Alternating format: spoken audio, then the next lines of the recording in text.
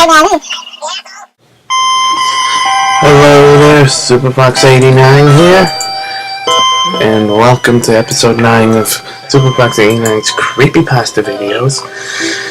Today, we're gonna do two stories submitted to me through my messages. The first one is from HYPERDRAGOONHX. It's a story that he made. Both of these ones are stories that these two guys made. Anyway, the title is Rayquaza, Murderer or Savior? And the type is Rumors and Truth. Alright, here's the story. In Sapphire version, there was a legendary dragon Pokemon I heard of called Rayquaza. Due to my love for dragon types, I got interested and wished to meet it. I went all around Hoenn asking people about Rayquaza, trying to gain more info on this legendary dragon. I started with Wallace, the gym leader of Pseudopolis City. He told me that Rayquaza once stopped Groudon and Kyogre from fighting. I gave it some thought and wondered if Rayquaza was a savior, because the feud between Groudon and Kyogre would have destroyed Hoenn, or perhaps the world, and Rayquaza prevented that. I then visited the Space Center at Moss Deep City. There, a scientist told me that Rayquaza lives in the ozone layer, and that it's extremely territorial, going to great lengths to destroy anyone or anything that intrudes its home.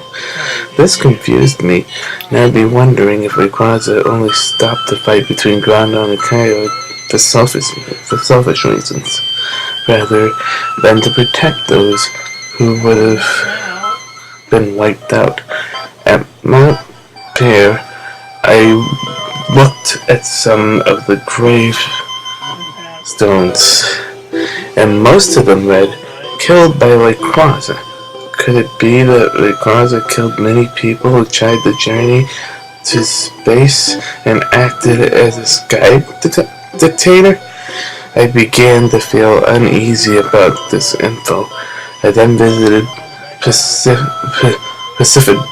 Log Town. I went into one of the houses, and some people in there mentioned sightings of Rayquaza, and that it often lands at Sky Pillar to rest. This left me with one solution: to visit Rayquaza and see how it really behaves. After reaching the top of Sky Pillar, I encountered Rayquaza. It shot a death glare at me and roared.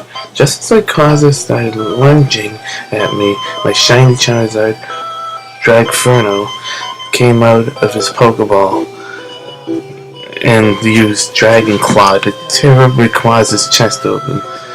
The murderous green dragon roared in pain, so loud that its roar spread out through the entire Hoenn region. Dragferno then flung Rayquaza to the bottom of the tower. A lot of blood gushed out of its chest as it fell into the ocean. Dragferno then lifted me onto his back and flew off. I finally saw Rayquaza for what it truly is: a selfish, over-territorial, murderous, claw-lipped jerk of a dragon. And I began to hate it.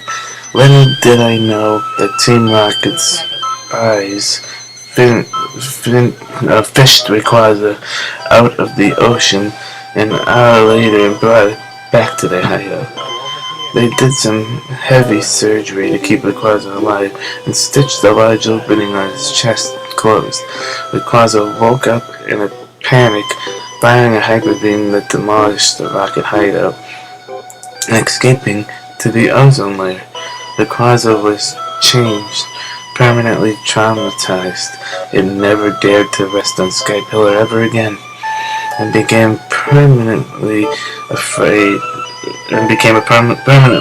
of Charizards due to almost being killed by one. If a cool-looking Pokemon acts hostile, it probably is. Well, that explains why this guy hates freaking Charizards. Actually, with a pretty decent creepypasta. I'm telling you, I really got into the story. I kind of messed up a little bit of reading that. I'm sorry about that. Anyway, on to the next creepypasta, which is from R3DD3V1L92. It's been a while since I've had a submission from this guy. Alright. The name of the story is entitled Red's Legacy. I know this is a rough draft of his creepypasta, so give me a break here. In the land of Pokemon, Red is the most powerful trainer. He defeated all of Team Rocket with his mighty Pokemon. He became the league champion after defeating the Elite Four, and then isolated himself on Mount Silver. But what if there is more to his story than meets the eye? What if there are secrets hidden to all but one person? I began playing Heart Gold since it had been a while since I played it. After I defeated the first gym leader, something different happened. When I was outside, the phone rang, but the caller ID had no name other than 3 question marks. There was no sound coming through the other end. Just silence, with the wind whistling in the distance. A brief moment later, the phone hung up. Feeling curious, I headed out to the Pokemon Center for Professor Oak to give me a rating on my Pokedex. But instead of getting a rating, a message appeared from an unknown person. It said, "I am so alone." Was this message from the same person that rang me? Am I being watched? Let's read on. After this, the game was the same until I had obtained all the Johto and Kanto badges. When I won my last badge, the phone rang again from an unknown person. Just like last time, there was only silence and phone hung up. Will a new message appear from this person? I went to the computer to find out there was a new message, and it said, "Go to Mount Silver." Feeling puzzled, I ventured forth to Mount Silver. After a perilous journey to the top of the mountain, I entered the final room. Red was standing in the center, facing the entrance door. He began walking towards me and signaled for me to touch what appeared an aged Pokeball. As my hand moved closer to the ball, I felt unknown energy around me. As soon as I touched the ball, I was warped into a portal back in time. I arrived in Palatown, and I could see Red's actions. He walked into Professor Oak's lab, and he wished congratulations on becoming the league champion. He carried on saying, "If you want to prove that you are the best, then there is one final quest. Mount Silver is a home to many of the strongest Pokemon. At the top of the mountain is your reward, but before you leave, it is best you say goodbye to your mother." Red reluctantly accepted this quest, and then spoke to his mother and said goodbye to her. After arriving at the mountain, he walked inside. Something was not right, however. For every Pokemon he defeats, he felt weaker and weaker. It's as if his energy is being drained. He is breathing more heavily and is walking slower than normal. As he got closer to the top, he was on the brink of collapsing. His vision is fading. As he slowly entered the final room, he could see what looked like an orb at the center of the room on top of a pedestal. There are no Pokemon visible in this room. As he got closer to the pedestal, there was an inscription beside the orb. Touch this orb to end the curse, but lose your life as a result.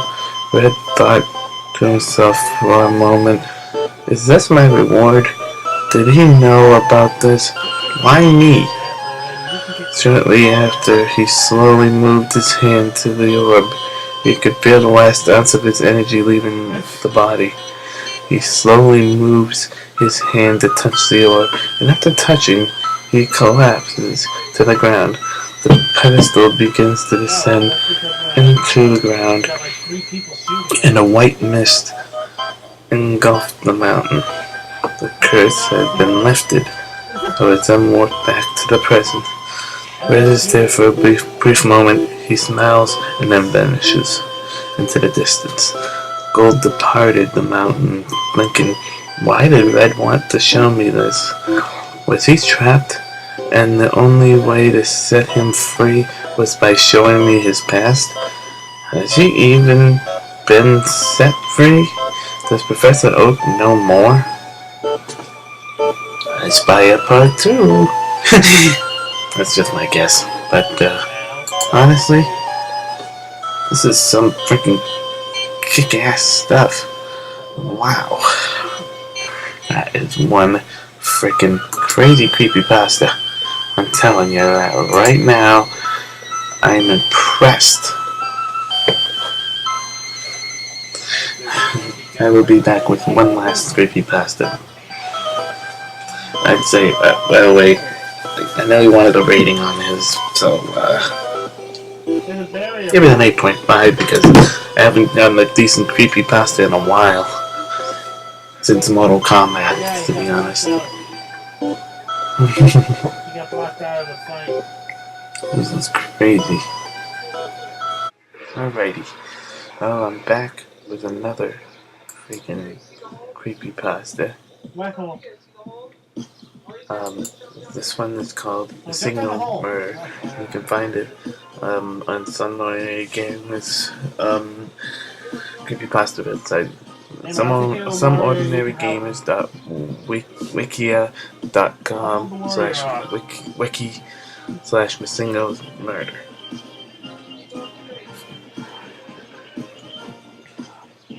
Alright. Let's hope this works this time. Missingno Murder. My brother and I used to play really avidly when Red, Blue, and Yellow were hot on the scene, with Game Boy and Game Boy Color. As the series went on, we alternated on who bought the extra game that sat in the middle of each series. In this generation of games, I took the first turn with Yellow, while he played on Red. We had made it our mission to get every Pokemon and grind them up to stupidly high levels without obsession and break from everything around us. About a year or so down the line, my brother began to grow bored with the norm. He started looking around for cheats in the game to make things a little more interesting. In his search, he found one of the many alleged methods of capturing a glitched Pokemon, Missingno, using the Cinnabar Island glitch. The post with the glitch came with a warning and that it could corrupt the game data and cause it to be unusable, with no fix other than deleting the save. He ignored the warning, as it turned out to be completely wrong anyway. We were glad at the time. We wanted to see what fun could be had with this, so after following the guide steps, as well as a few bad attempts at a capture, we finally got a hold of his little old glitch. We quickly found out the first of his quirks along the way, the item cloning, which at the time covered his hyper potion. The move set was also weird. It had 2 sets of water gun in the first 2 attack slots. The other attacks I cannot remember. It was a while, and they were just jumping forward quite a while later. After messing around with the Missingno and Pokemon Stadium, which gave him the substitute doll model as a placeholder, we decided to look back at our old save files and try to finish our mission. But first, a link battle.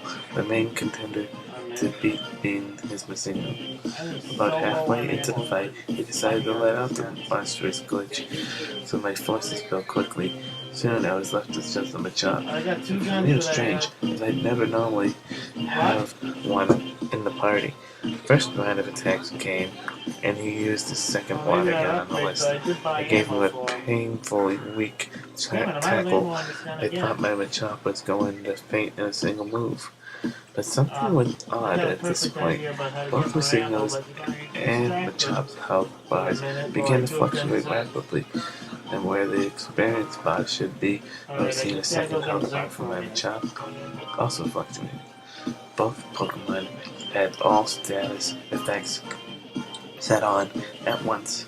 The sprites for status elements mangled together into one space, flashing through one another like you see with intersected models in a 3D game. After a moment of weirdness, the Machop somehow managed to get his tackle in there, so the second round of attacks was on its way, and I had that terrible alarming sound of low health blaring away at my ears. We both repeated attacks, and this was going to put an end to the strange battle. Missingno went first with his water gun, but after a short freeze, rather than fainting, the sprite for both Pokemon changed, and Machop resembled what would later discovered to be a Lugia from the gold/silver generations, and his Missingno looked like a Ho-Oh, which we only recognized from the intro.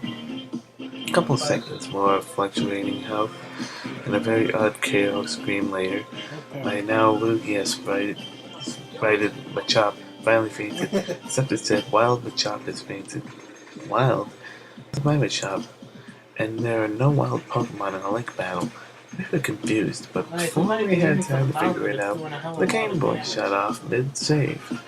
Figuring it was a battery outage, we plugged them in to the mains and switched back on, and Machop had vanished from the party. It just got weirder. It wasn't in any of my PC storage boxes either. I thought to myself, yeah, we shouldn't have done that, so I set out to find another Machop to capture, but they just were not appearing for me. We put it down to my typical luck. A few weeks later, on a bored, empty day of near-nothingness, I lounged around and watched as he played Pokemon on the TV screen using a Nintendo 64 connection. He decided he would adventure out back into places with possible trainers he might not have battled yet. He made his way into Lavender Town, found nobody, but on his way out, noticed something he didn't spot on the way in. A player sprite stood next to a tombstone. The character had my training name, and when spoken to said, "My poor Machop, I should never have let you into that battle. Please forgive me." It honestly freaked us out a little. His signal had apparently killed my Machop, according to the new character in Lavender Tower.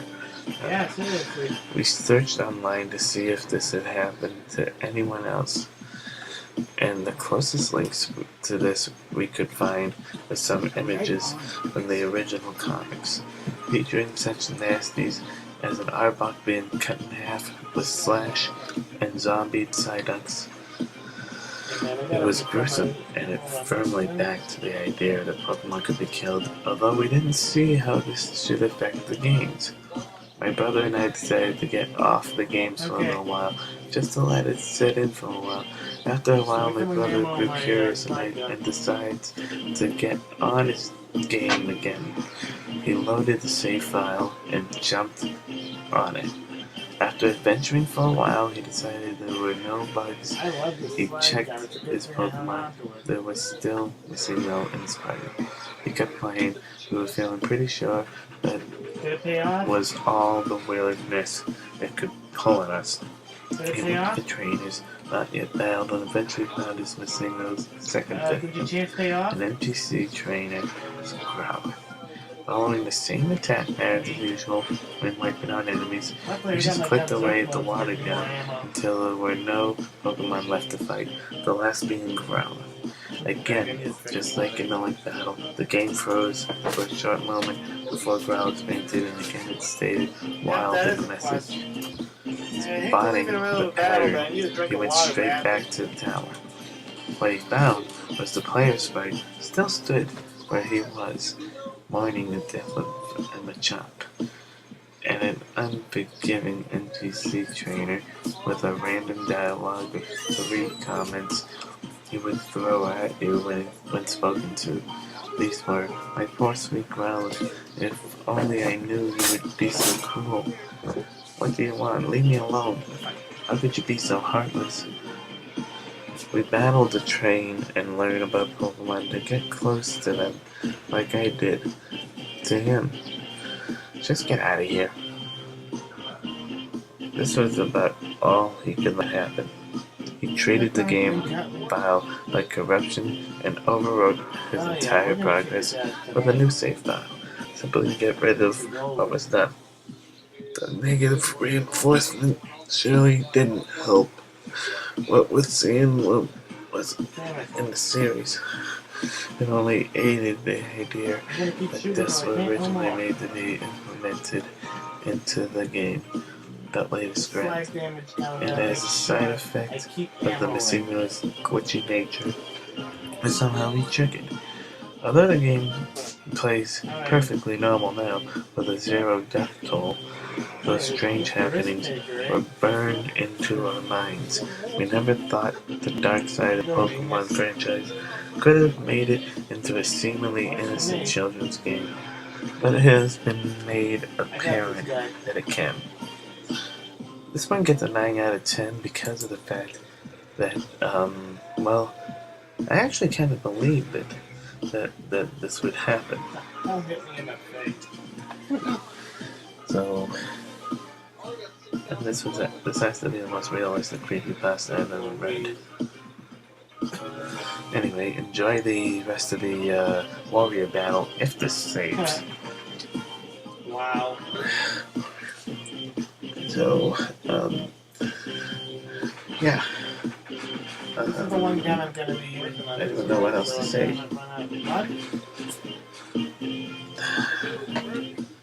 Aside from, Oh yeah. I mean, the character Startup series on the Current Tales 1103 account is back. It's based off of my original one on this account. Filling my ammo before I run out. Anyway, You have to take them out for a if you second. like this one, you should check out some of my other creepypasta videos and some of my other videos. They're extremely random, I'm sorry. I like being random.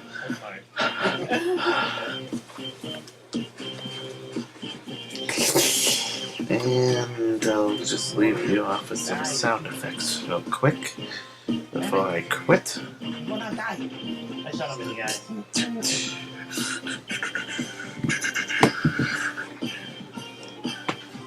Damn it! It didn't work. Hang on. Calm down! Calm down! Don't get a big dick! Can you do me a big favor? That was a good shit! Shit. You! It's what happens when I lost your back. That's fixed for a giraffe. Yes, man.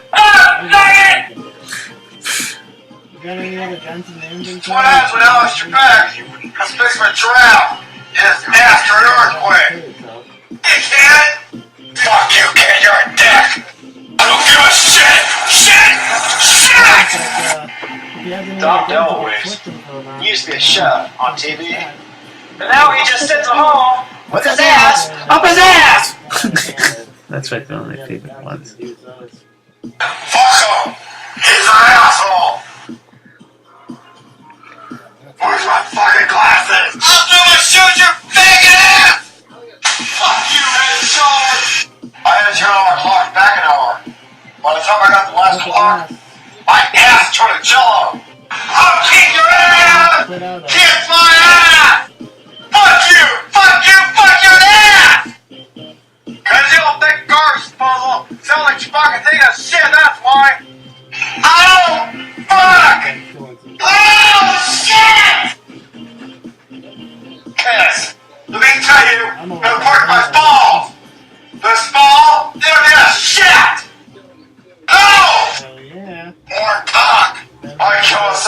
my last name was Piss!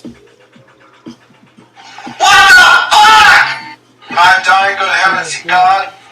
I'm gonna say, I'm reselling shit! the real quick. Don't you ever talk about my dick without my permission! Whoa, where'd he go? Man, I love explosive damage. Greg, damage comes on me now. What? Keep it up, it's working. I know a bunch of guns, so if you don't have enough guns to switch, I'll... Hell yeah. Nice. If I level up one more time, I can use this gun that I have, and I can use the shield that I have. I think it's gonna be unstoppable. The warrior's almost dead. Nice. I'm on my last clip. No. Oh, come on, I only got 4 bullets left? You're gonna be kidding me. Oh. I gotta waste my gun most of them.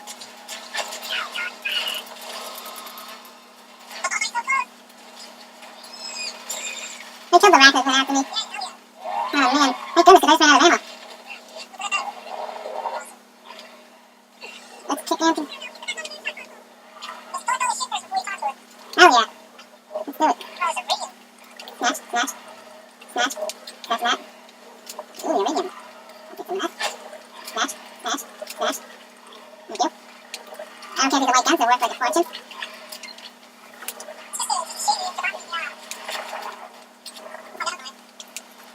Smash. What did you do? Oops. Oh, how did it? Oh, jeez. Oh, cold gun. I never made fun of this. Me too.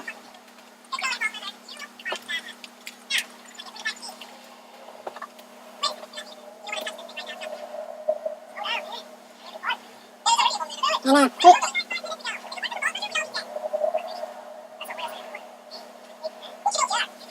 shot him in the head. Yeah, he's done. I owed him one. He's that one. You forget how much knocked me over.